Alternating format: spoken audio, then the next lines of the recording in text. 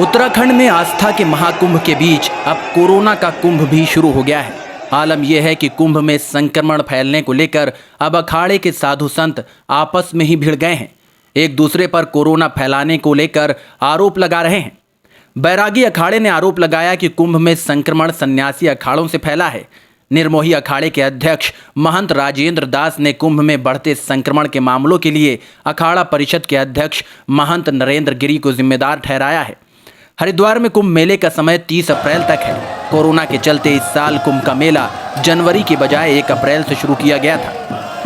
Corona के बढ़ते मामलों को देखते हुए निरंजनी अखाड़े ने 15 दिन पहले ही कुंभ मेला खत्म करने का ऐलान कर दिया था। अब इस अखाड़े के 17 साधु संतों की कोरोना रिपोर्ट पॉजिटिव आई है। अखाड़े के सचिव रविंद्र पुरी खुद संक्रमित पाए गए हैं।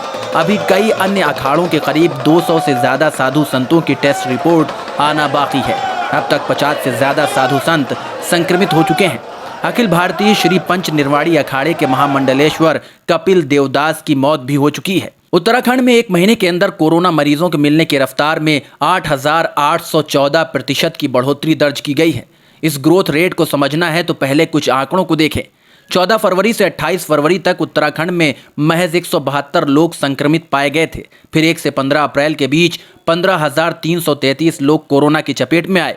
14 फरवरी से 14 अप्रैल के बीच का ग्रोथ रेट 8,814% आता है। बिगड़ते हालात का अंदाजा यहां हर दिन मिलने वाले मरीजों की संख्या से भी लगा सकते हैं। फरवरी तक यहां हर दिन केवल 30 से 60 के बीच लोग संक्रमित मिलते थे। अब ये संख्या बढ़कर 2,000 से 2,500 हो गई है।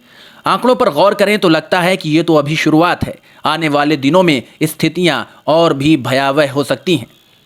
देश में कोरोना के तेजी से बढ़ते मामलों के बीच कुंभ मेला जारी रखने पर भी सवाल उठ रहे हैं। देश में शुक्रवार को कोरोना के 2 लाख से ज्यादा नए मामले सामने आए।